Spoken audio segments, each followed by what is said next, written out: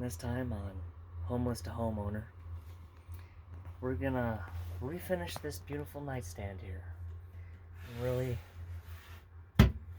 do something special with it. It's got some USB plugs in the back and they work wonderful. There's a beautiful drawer right here. It's gonna be fantastic. So I pulled this nightstand out of the dump on the side of the road after doing a little handyman job the other day. It's in pretty rough shape, but it actually appears to be mostly solid wood, or at least with a real nice veneer on it. So that kind of gives me hope on doing a little work and restoring it. It only has the one drawer, and there are some very obvious, bits of damage to it, but I think that might add a little character. So let's get a look at that all the way around.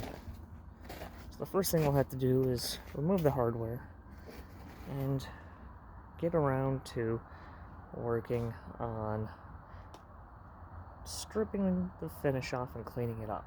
So let's get started. So the hardware on most, or pretty much all furniture, just standard screws. They all come together and they come off pretty easily. Sometimes you have to fight with it a little bit, not too much. Luckily this was 4 screws, to one in the front, one in the back on each of the rails, and because we're putting it in a shelf instead of that missing drawer, so one of those rails are getting thrown away. You just see me, I'm using a little screwdriver to pry off these weird bumpers, and those are for leveling the drawer to make sure it stays kind of square. It's not my favorite. Neither of these sets of hardwares are honestly my favorite. The drawer pulls are kind of old and outdated, so we're going to take those away too.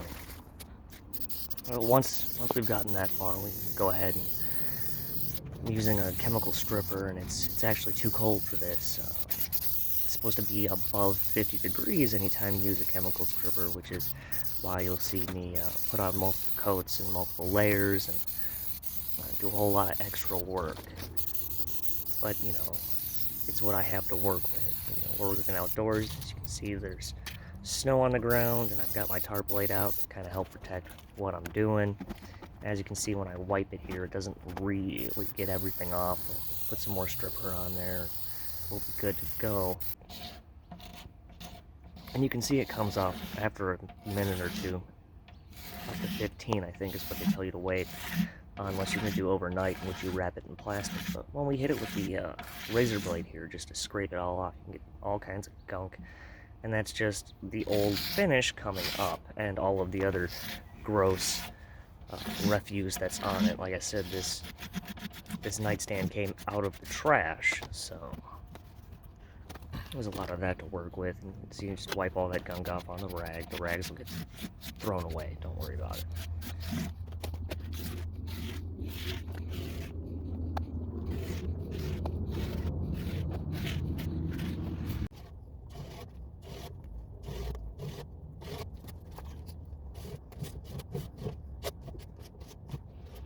So there's this kind of beautiful catharsis in the ASMR of sanding and scraping, and I don't know, I just love it. It's kind of the perfect quiet time for me.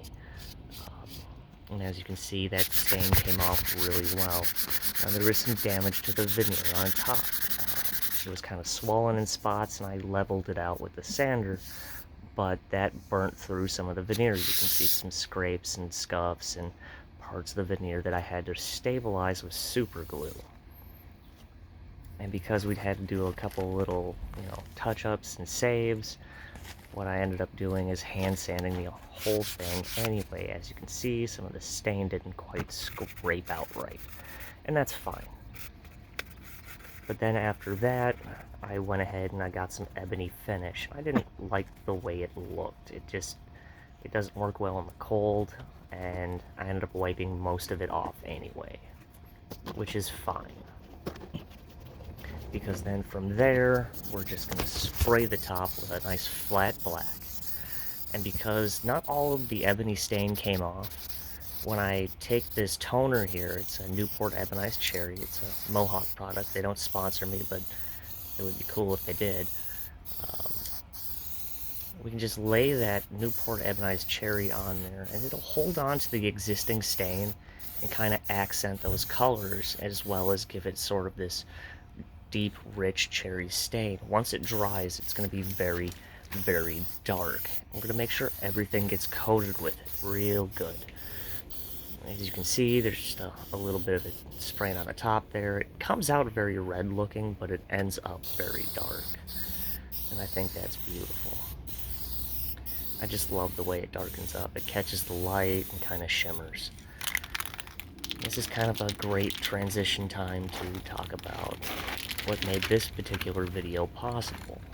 I use an app called Get Upside, and what it does is it scans the local gas stations and can give you a benefit back. Like, it'll reimburse you a little bit on your gas. Usually it's about 9 to 15 cents a gallon, which doesn't sound like a whole lot, but you know, kind of being homeless, I'm in my car a lot, and I try and pick up as many handyman jobs as possible. So it's really important for me to save as much as possible. And with that, you know, I spend a lot of time in my truck and get a little bit of reimbursement on my gas because it's not a super economical car, right? But I've gotten about $150 back. I'll put a link in the description. You can use my referral code and get an extra 15 cents a gallon back on your first purchase. Plus, you can refer other people out too as well. It's kind of great. Because think about it, you know, 15 cents plus 15 cents is like 30 cents a gallon. And you fill up your work truck with it, and you end up putting in 15 gallons. You know, that's a pretty good amount of money. But this is that Newport Ebonized Cherry, and it comes out so dark. I really love the way it looks. And it's a little speckled, but that's okay, because we're going to spray on some Silver Shadow Toner, which is also a Mohawk product. You can get it on Amazon. And it really makes it shimmer, and you can kind of see what it's done to the top here as I put on this clear gloss.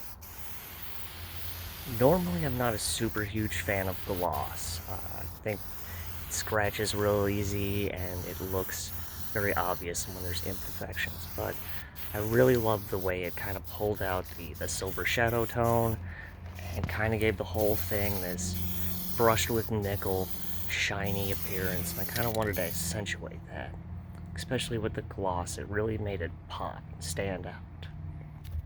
From there, we're gonna take some of this call wood. Call wood's super cheap, discounted wood, and I got like $200 worth of wood out of the call wood section, and I got it for like 30 bucks.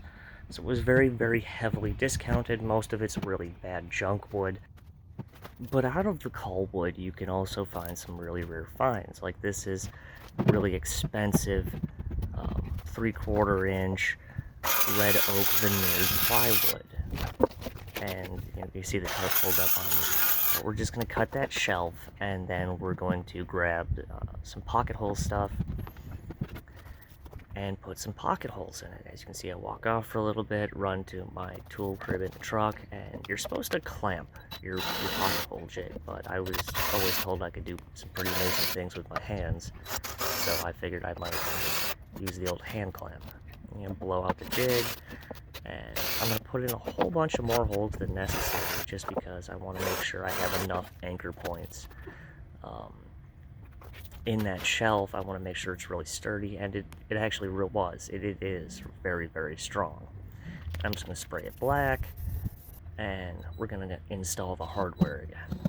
Put that hardware in place, and like I said earlier, it's just a couple of screws. It's super simple, and we're going to tip it on its side eventually, just because that shelf is really hard to kind of put it in standing upright. So we'll tip it on its side very gently and put those pocket holes in.